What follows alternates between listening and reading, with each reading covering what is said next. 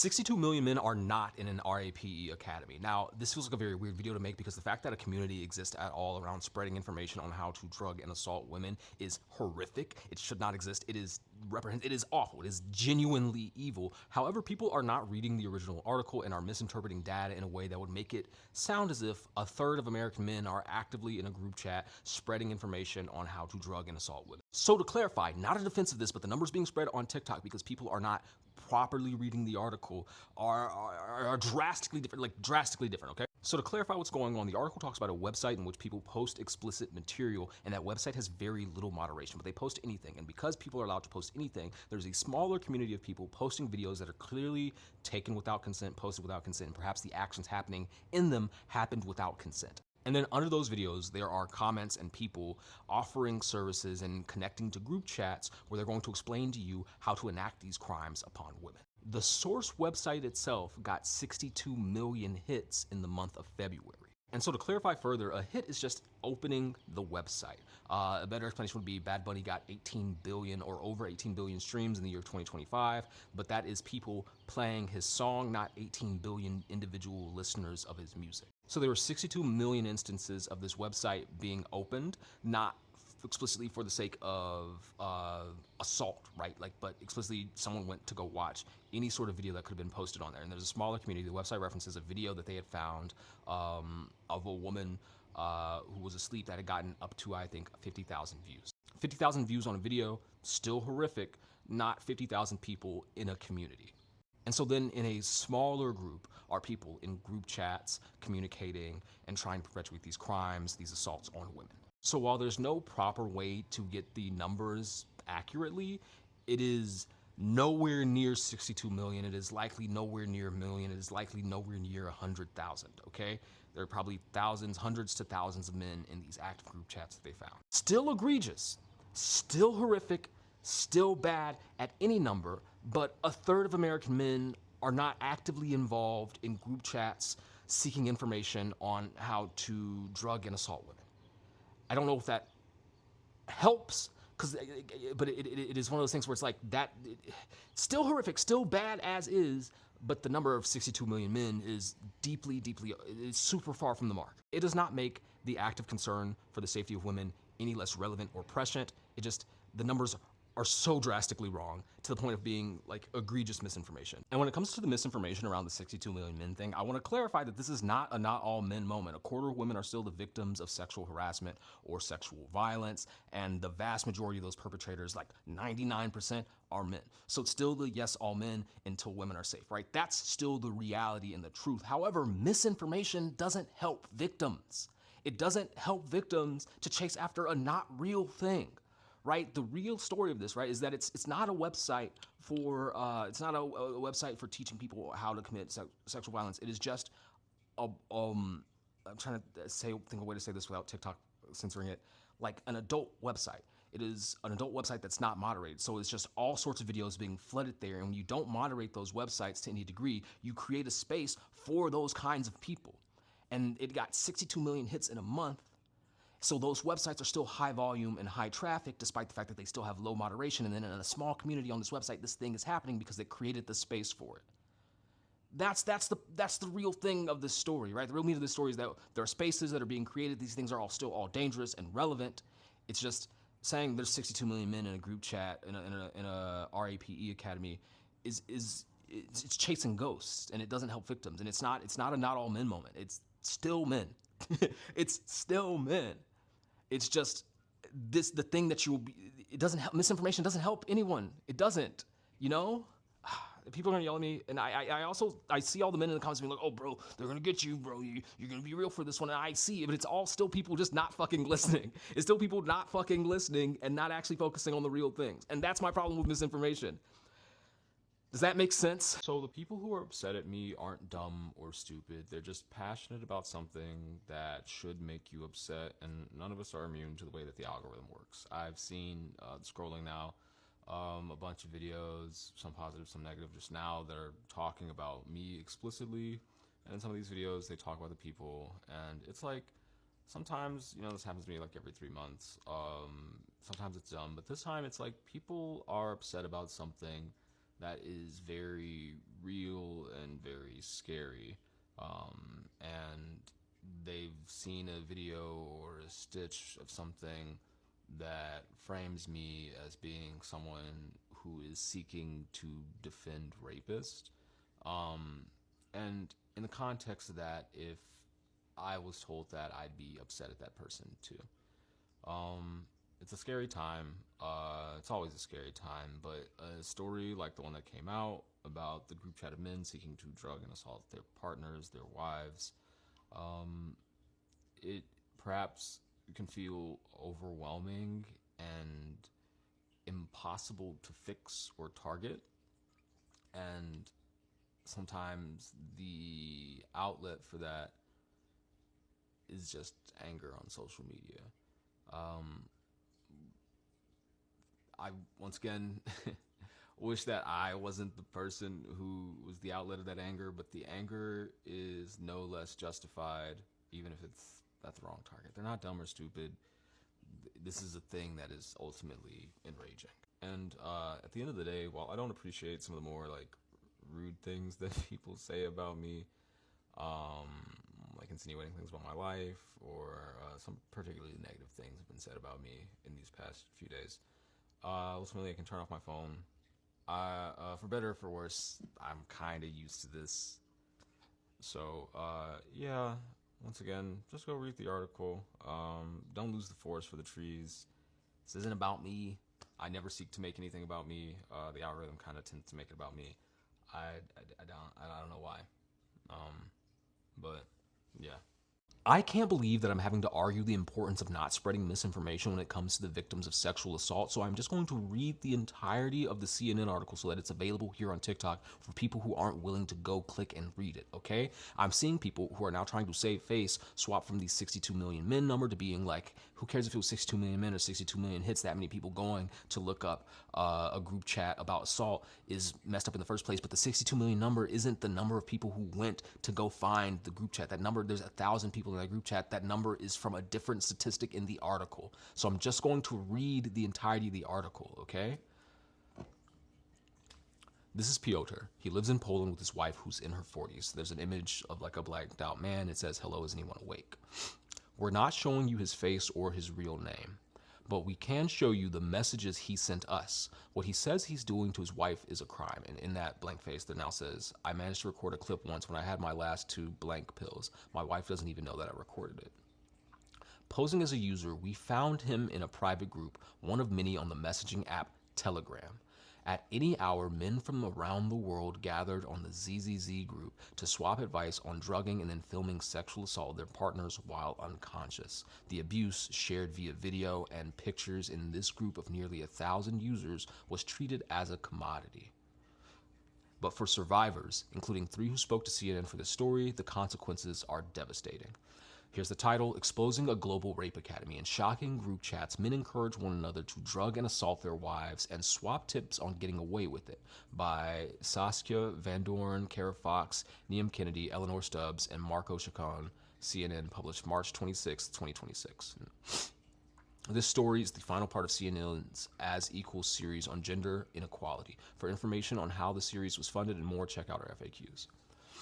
The world was confronted by this form of internet-enabled abuse in 2024 during the mass rape and drugging trial of Dominique Pellicot and 50 other men in southern France. It was on a so-called dating website in a chat room called Without Her Knowledge that Pellicot was able to connect with dozens of other men to instigate the rapes of his then-wife Giselle while drugged unconscious by him. She was raped over 200 times by 70 men, not all of whom could be tracked down by police. The Pellicot case briefly shone a spotlight on this dark corner of the internet, but while Coco, the website involved, was shut down and public attention moved elsewhere, this behavior did not disappear.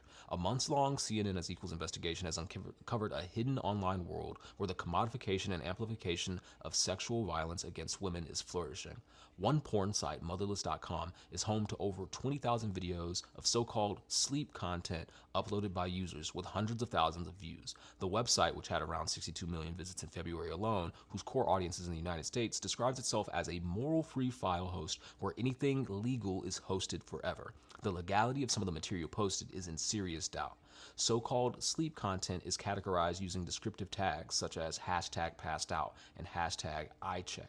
In these videos, men film themselves lifting closed eyelids of women to show they are sleeping or sedated, with some eye-check videos surpassing 50,000 views. Inside the motherless sleep community, first reported on by German investigative journalists Isabel Beer and Isabel Stroh, members trade advice on how to drug their partners. On the ZZZ group chat, which a motherless user had linked to and where we first met Piotr, they do the same. CNN is not providing the names and doses of specific medicines the users said they employ. One motherless user claimed to be running a business selling and dispatching sleeping liquids to any address in the world. The man, who said he was based in Ceuta, a tiny Spanish enclave on the North African coast, said his Telegram account that it would cost 150 euros, approximately $175, for the bottle of the liquid that he said was tasteless and odorless. Your wife won't feel anything and won't remember anything. And there's a picture. Images show packages addressed to multiple recipients by a man who claimed to run a sleeping liquid delivery business. While the platforms vary, inside such groups, video is king. Some users advertise live streams showing the abuse of drugged women in real time for $20 per viewer, with cryptocurrency the preferred means of payment. Another user, who said he was based in West Africa, shared a clip from a previous live stream he said he'd done to entice us to his next.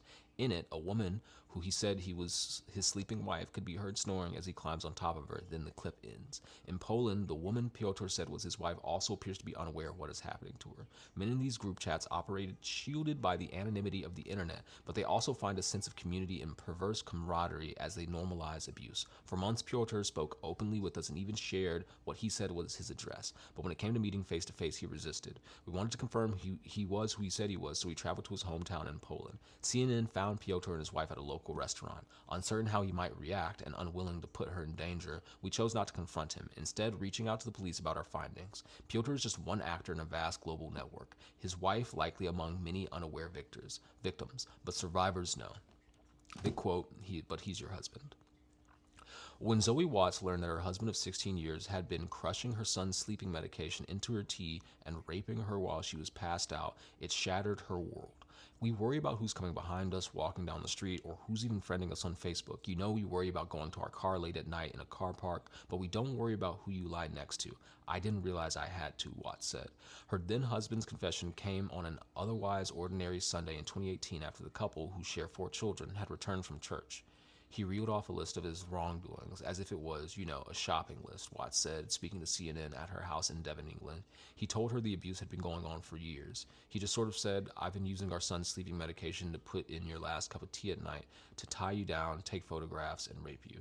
The admission left Watts questioning all of their intimate moments. At the end of a very busy day, I was just grateful I had a cup of tea before I went to bed, because I was so tired and didn't have to make it, she said. You don't expect anything other than innocence to come from your partner. Concerned about her children and still grappling with what had happened to her, she initially kept it a secret. The internal struggle eventually took a toll on her health. After a serious panic attack, Watts told her sister, then their mother called the police. While she believes pressing charges was the right decision at the time, it was agonizing. A 4-year legal process saw her children become targets for bullying at school and left her social network all but destroyed. Watts said one of the many difficult aspects of her ordeal has been confronting people's assumptions about abuse within a marriage, even though she recognizes that they are rooted in misinformation and unconscious bias. I've had people say, yeah, but he's your husband, or, but you weren't awake, so it's not the same thing as being taken down an alleyway, is it? Her ex-husband is serving an 11-year sentence for rape, sexual assault by penetration, and drugging. Watts still struggles to use the word rape to describe what happened to her. It's too painful. There's a shame and a guilt that comes with it. That, oh, maybe I should have known, or I can't believe I didn't realize. Why didn't I connect those dots, as she said? He was trying to change my reality. That enduring stigma is exactly what Giselle Pellico has sought to challenge on the international stage, telling the world at her former husband's trial that shame must change sides. In the town of Wigan, northwest England, Amanda Stanhope, who too was raped by her ex-partner, said Giselle's strength inspired her to speak out. She broke the silence and shame. If she can do it, then so can I, Stanhope said. She now posts videos on social media to spread awareness about this type of abuse, encouraging women to trust their instincts. Over a 5-year period, Stanhope said that she would often fall asleep without remembering how and would wake up to bruises on her body and in different clothes with a towel under her without any memory as to why. After waking up a few times to her partner violently raping her, Stanhope knew something was wrong and asked him to stop. Instead, Stanhope said she was gaslit. He would then turn on me and say, "Well, you're on too much medication. You must be imagining it. That didn't happen. You're mental. You're crazy," she said. So even though I felt 100% sure that something had happened, he was trying to change my reality, saying that it hadn't happened, even though the physical signs were there. With the support of her brother, Stanhope eventually went to the police. Her former partner was charged with rape and sexual assault. He took his own life before the case went to court. Sharing her story is a part of Stanhope's healing process, but the trauma has unequivocally changed her outlook. "I see everyone as a potential predator," Stanhope said, adding, "It took my innocence for people away." Survivor Valentina, a mother of two who lives in a town in northern Italy and who asked CNN not to use her real name, said she too has been having a hard time trusting anyone. "I can't conceive of the fact that a woman could be treated like a slaughterhouse meat, because in the end, that's what I was," Valentina said, reflecting on the horror of discovering videos that her husband of 20 years had filmed, showing him abusing her after he had drugged her with alcohol and sedatives. "I was lucky to find the videos because truly it would have been a bit difficult to believe, because I had no marks," she added. Valentina doesn't remember the abuse, but it left psychological scars. "No matter how much you try to brush it off, it's always right there beside you. The experience you've had," she said, adding that it takes just a bed, a camera, and a different scent to trigger her. She's seeing a psychologist to help her move through the trauma, but it still feels fresh. "As much as I might be happy, smiling on the outside, then I come home, I still have to make friends with my nightmares, which are always just behind the door," she said. In 2021, Valentina's former husband was sentenced to 8 years in prison for multiple aggravated sexual assaults. Years later, she is still struggling to understand his motivation. Like Dominique Pellicot and Piotr, Valentina said her husband was spending lots of time online, possibly seeking a self-education in rape. Some forms of pornography have long normalized violence against women as entertainment, with algorithms that favor extreme content further pushing exploitative material into the mainstream, experts say. Claire McGlynn, a law professor at Britain's Durham University and an expert on violence against women and girls, told CNN that the growing presence of voyeuristic material on mainstream porn sites glorifies abusive behaviors both on and offline. "It's a problem that many men and many people in society aren't taking seriously enough," she said. For users within the online sleep porn community, the thrill of the abuse is not only in the act itself, but in the collective dynamic surrounding it, said Annabelle Montan, I think, a psychologist who assessed half of the men convicted in the Pellicot trial, including Dominique, who organized the crimes. Within these sites, there is also this notion of almost brotherhood, she said, adding that participants find themselves creating bonds that meet and reinforce their narcissistic needs. Sandrine Drasso, a French lawmaker who, after being drugged by a former French senator, has campaigned to raise awareness about drug-facilitated sexual abuse, DFSA, called the groups schools of violence. "I would even call them an online rape academy, where every subject is taught. There are all the subjects and disciplines needed to become a good rapist or sexual predator," she said. Meanwhile, the landscape of drug-facilitated assault is still continuing to evolve, with perpetrators pivoting to more readily available prescription medicines that act quickly and leave little trace in the body compared to the date rape drugs of the past, making it harder for such cases to make their way to trial. U.S.-based sleep specialist Michelle Kramer Borneman told CNN, "It's difficult to know how widespread drug-facilitated sexual assault is, as reliable data is limited. Across Europe, most criminal case justice systems either lack specific monitoring systems for DFSA or do not include it as a separate category in official crime statistics, meaning that there's no fully comparable Europe-wide data set on such assaults. This is a topic where reliable, specific data is scarce by design," a World Health Organization spokesperson told CNN, adding that there are no accurate estimates of this type of abuse due to how underreported it is. "Many go unreported because victims feel embarrassment, guilt, or perceived responsibility, or because they have limited memory of the assault," the spokesperson said.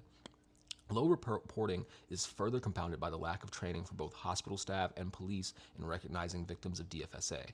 Experts say in England and Wales, the jurisdiction in which survivors Watts and Stanhope live, 43% of recorded sexual assaults involved a partner or ex-partner, according to March 2025 data, marking a minor decrease from 45% 5 years ago. The proportion of victims recorded as having been assaulted while unconscious or asleep has risen to 23% from 21% over the last decade. Conviction rates for sexual offenses across Europe, as in the US, remain low. This comes as no surprise to Stanhope. She said she was shocked by the initial police response to a video that showed her former partner sexually assaulting her while she was unconscious. I thought, there's the evidence. And the police said to me, well, we can't use that. That isn't clear evidence because it looks like you're pretending to be asleep. Police eventually charged Stanhope's former partner, but her experience underscores why victims of domestic abuse often do not report these crimes. In the Pellico trial, the defense used by several of Giselle's rapists was that they believed it was part of a consensual sex game. Watts told CNN that her former partner presented a similar explanation. He said he thought I wanted me to find myself waking up with him having sex with me like I'd asked for it, she said. McGlynn, the law professor, told CNN that while the law, at least in the UK, is generally well equipped to cover the range of criminal offenses committed by men who drug and rape their partners, the global online phenomenon persists because of a reluctance from governments to go after what she sees as the heart of the problem, the online platforms themselves. During the course of the CNN investigation, the ZZZ group was taken off the messaging platform Telegram. Telegram didn't respond to CNN's questions about the ZZZ group, but in a statement to CNN following publication of this report, it said the content that encourages sexual violence is explicitly forbidden by its terms of service and removed whenever discovered. Moderators empowered with custom AI tools proactively monitor public parts of the app and accept reports in order to ban accounts breaching our terms of service and remove millions of pieces of harmful content each day, including content that calls for sexual violence, it said. And while the website used by the rapist in the Pellico case, Coco, was taken offline, other sites are springing up. The Coco founder was charged with operating a platform that allegedly enabled a wide range of serious crimes, including sexual exploitation, drug trafficking, and financial crimes. He has denied the accusations and is awaiting trial. Last year, the UK communications service regulator Ofcom investigated Motherless.com, not for the site's content, but for its parent company, the Luxembourg-registered Kick Online Entertainment, SA. Allegedly failing to complete a suitable and sufficient illegal content risk assessment, the investigation was closed after the company provided the necessary paperwork, the regulator said. Sorry, just my nose itches. Ofcom opened a subsequent investigation into whether Kick Online Entertainment had put age checks in place to protect children from its pornography, and in February 2026 fined the company. Motherless did not respond to CNN's request for comment. Ofcom told CNN its job was not to tell platforms which specific content to take down and that the responsibility is on platforms to decide whether content is illegal. Motherless has been avoided being targeted for the type of content posted on its site due to U.S. safe harbor protections that largely shield platform owners from direct liability for the user's uploads. This creates spaces where men like Pellico can operate behind a veil of anonymity, their abuses too often invisible despite being plotted in plain sight. While it's unclear what's next for Piotr, the online communities he inhabited live on. Update: in early April, Polish authorities arrested a man on charges of aggravated rape. The district's prosecutor's office in Lublin declined to officially confirm his identity. Polish media outlets have identified the man arrested as Piotr. The man, who authorities had said he admitted to the charges against him, has been remanded in custody. He could face 3 to 20 years in prison if convicted, the prosecutor's office said. And that's the article. This is the last video I'm going to make on the 62 million men thing because I don't want to harp on it forever, but at this point, I'm just like, just go read the article. Please go read the article. The article is about so much more than what the TikTok discourse cycle is about. I feel like I don't understand, it's weirding me out that people are being like, oh, why do the numbers matter? Oh, why does this even matter if it's still bad? Like, who cares? It's like, guys, why does it matter if we speak truthfully and don't spread misinformation when talking about the victims of sexual assault? Are we in like the upside down world? Please, go read the article. Read the article.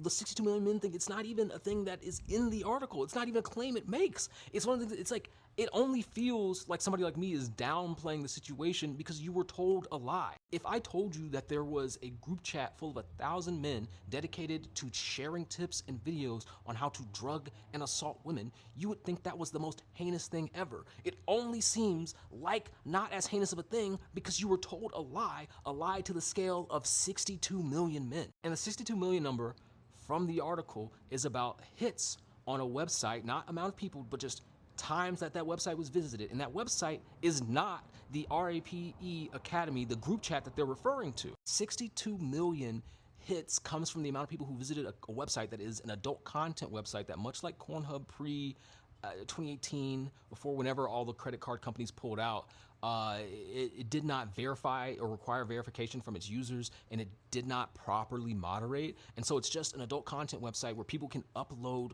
whatever. And because there is no verification and there is no proper moderation, there is a subcategory, like a tag, like consider it like a hashtag here, that is about assault. And it's ultimately upsetting that those videos are getting tens of thousands of views, that if you were to like collect the total of all the categories or the videos under this category, hundreds of thousands of views, right? But there weren't 62 million hits on a website dedicated to RAPE. The point of the 62 million number was to show how easily accessible this is and how much traffic there is on websites that foster this kind of environment. It's like a subreddit or like a YouTube category, right? So the leap from there's a 1,000-man group chat where they share tips on assault, and then on websites like this one that get high traffic, there are subcategories in which people are uploading videos of potential assault, to 62 million men in a group chat dedicated to RAPE is just vastly different than what is even in the article. So now the conversation is about the misinformation.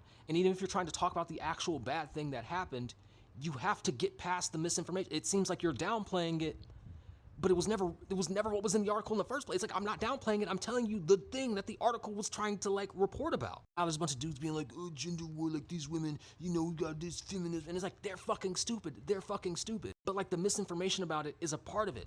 They are sitting there being like, well, that's not real, because it's not, and now it's like, that's true, that's a true statement that thing's not real, and it's not down. It's like, it's such a terrible discourse, it's such a bad discourse, it's such like, it sucks. I just wish whoever started this had just properly read the article. I don't know. A final clarification about the 62 million men thing.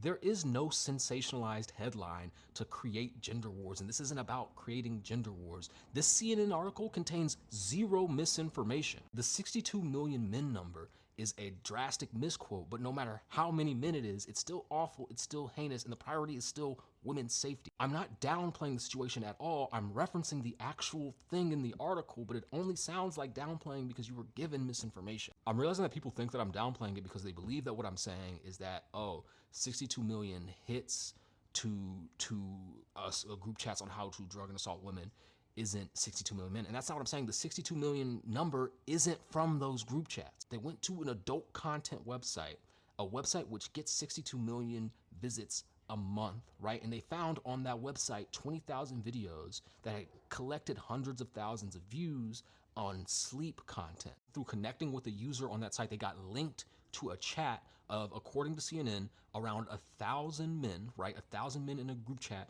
discussing how to do this and where to buy things, and they'd ship things, etc. 1,000 men in an international group chat on how to drug and assault women is still awful. It's still horrific, and that doesn't include, there's other things out there. We don't know what the full number or the full scope of something like that would be. The 62 million number is just a misread of the article. Those numbers aren't connected to each other. And I know that people are like, well, who cares? It's still bad. I just think that it doesn't help victims, and I think that it is also kind of gross when a thing that is already horrific needs to be sensationalized for you to care about it. So once again, here is the article if you want to look up what it is explicitly, okay? The article elevates the stories of survivors and talks about how incredibly damaging all of this is. So please, just go read the article. It doesn't have to be 62 million men for it to be bad. And I'm not a no, not all men. It's like, no, men, like there's an active reason women feel that way, feel that danger around men because of how much sexual violence men commit towards women. Just the thing spreading all over social media right now isn't real. It isn't true. Just go read the article. Go read the article.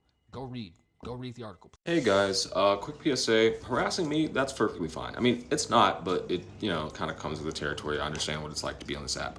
Not okay is finding people in my life and harassing them.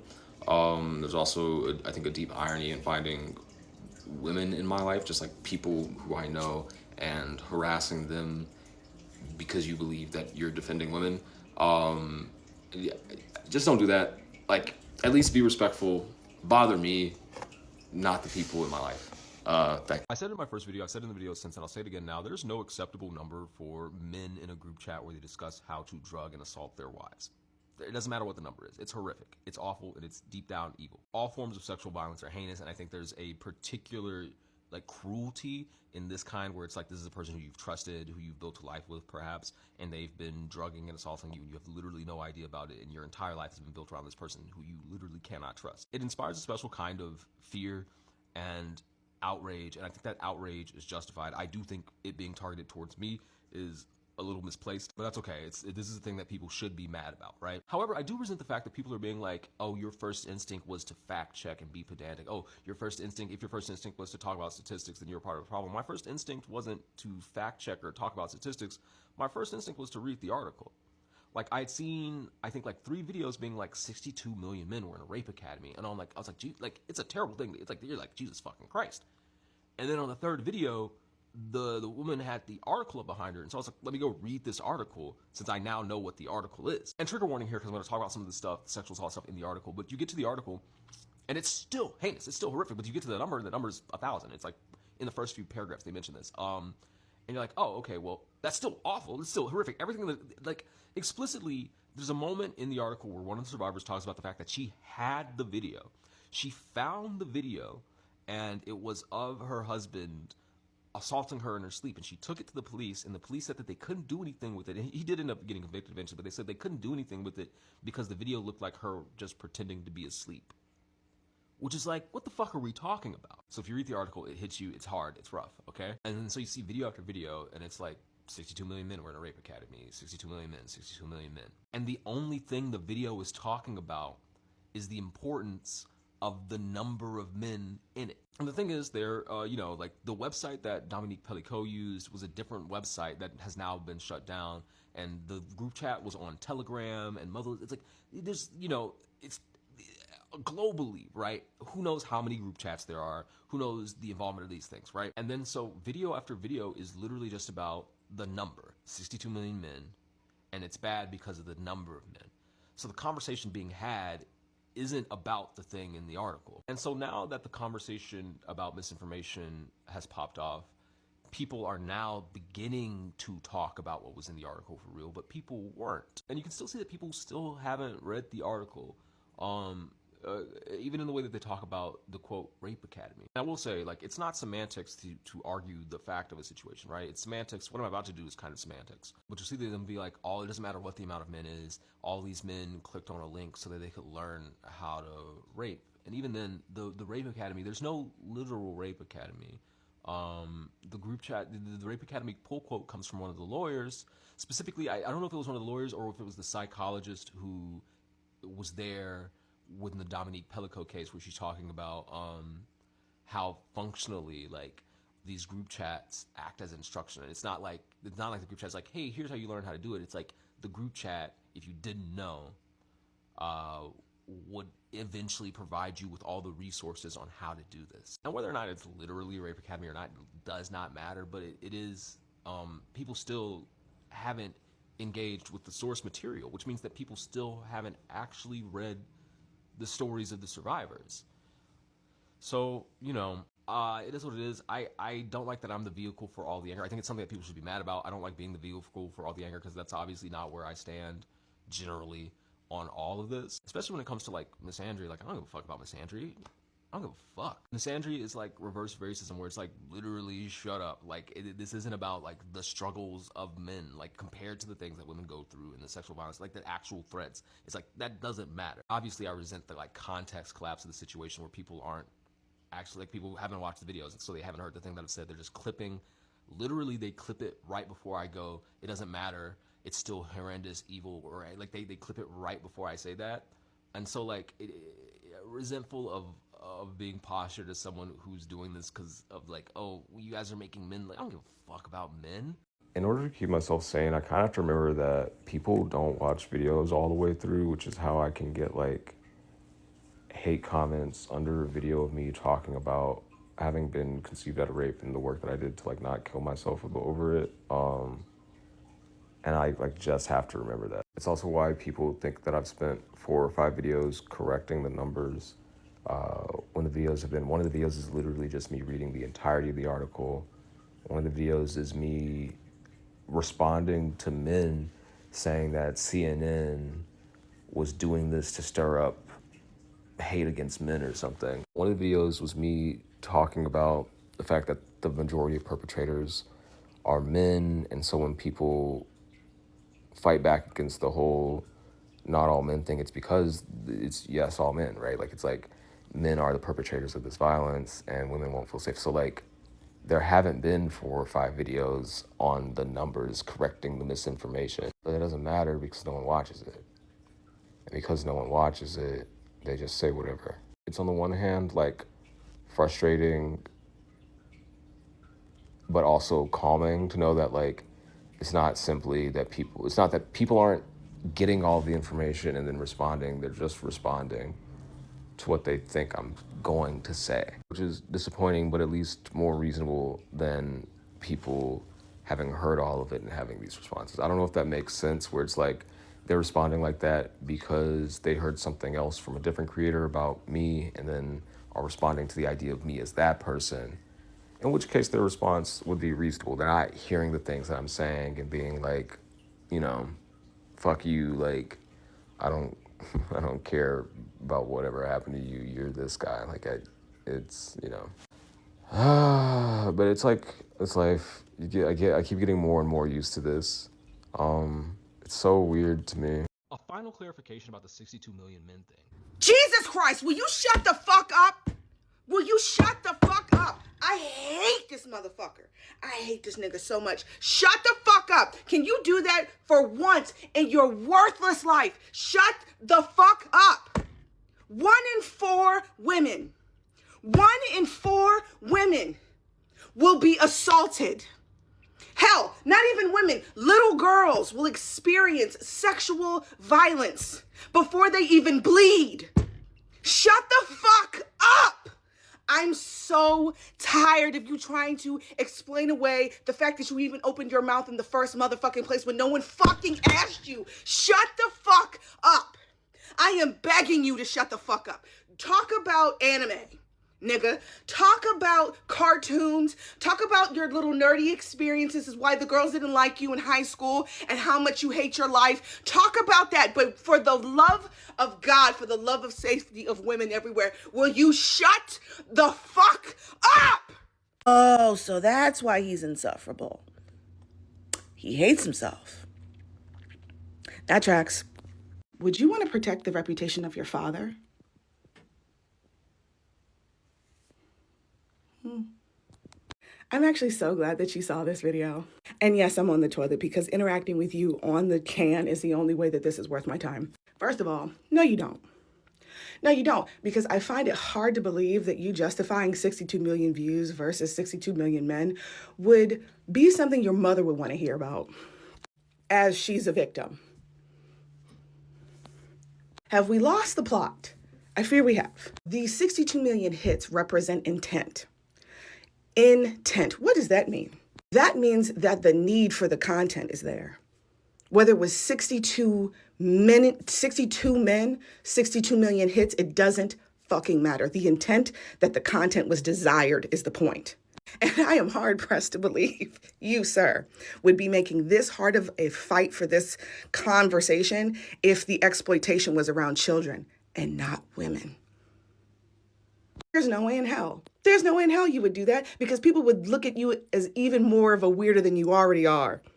But because women, and God help us, there's Black women involved, you don't give a shit. Even when the victim could be your own fucking mom. Your argument, your fight is protecting the reputations of men versus their victims. I got a serious question for you, sir. Thank you so much for handing me my argument on a silver platter. Num, num, num, num, num. I want you guys to see this bullshit. Like pause, read it, absorb it. So we're gonna get into this. I don't see the value in focusing on the fake thing. Really? We're gonna minimize the drugging and the raping part because it's the amount of men that actually click the button, not the fact that it could have been bigger. That's the point that you're trying to make. Is that what you're saying? Because again, I said intent. It's almost like saying that the documentation of the article saying that there is a place where men learn to drug and rape their wives is the distraction, and the number is the part that matters. And that's the part that has people angry at me for saying that it doesn't. Cool. This is the part where you were cooking, right here, where it's...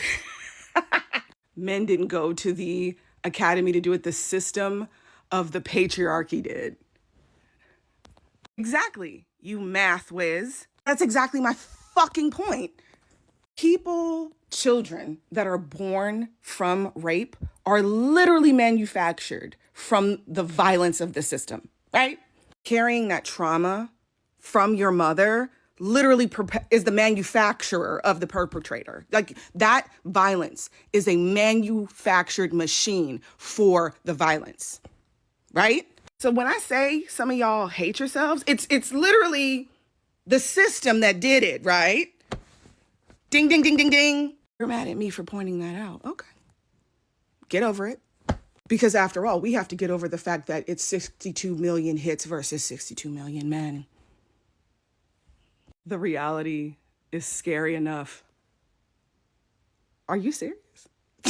The reality is scary enough. Baby, the women and children of these violent scenarios, this is their life. They have to live in that every single day. Don't tell me this is new to you. You're so hyper-focused on the patriarchy that teaches men to this violence. But here's my question. What happens to the children that are products of this violence? Do you honestly think that 62 million hits versus 62 million men would make any difference? Serious question. And it's a yes or no. Put that on a shirt. Put that on a shirt. Here's my money. Here's my card. And I thought I hated the motherfucker. Y'all got mad at me for what I said. Oh, that's too far. That's too much. This is disgusting. Oh, there is no too far. We're talking about the subjugation, the rape, animalistic violence against women and children. There's no too far. Andy, don't know your pronouns, so please forgive me. They are right. The reason why so many of y'all are holding on with all your might about the misinformation argument when it's coming to 65 million views versus million men. The only reason why y'all are holding firm to that, the subjugation of the woman who had to suffer, you were supposed to be her punishment. The only reason why y'all are okay with that is because a lot of y'all wouldn't fucking be here without it. Andy got though. Andy, you ate, baby. It pays to be evil to men, not just mean. What I learned in the last few days about interactions with disgusting men on this app and just in general, being mean gets you only so far. But being evil to these men, it does something to them. It actually shakes their insides to see that a woman is capable of such acidity towards them, toward their entire existence, and they are glitching. Being mean is fun. It's a learned skill, yes. But when you can graduate to evil, when you can just be the boogeyman for a man, that's real power right there. Because you know I'm evil. So you know that you can't scare me, that I'm not afraid of you. You calling me evil means that you are now afraid of me. Ladies, be evil. Don't be mean. You can be mean to start, but you gotta master evil, because that's gonna break a man.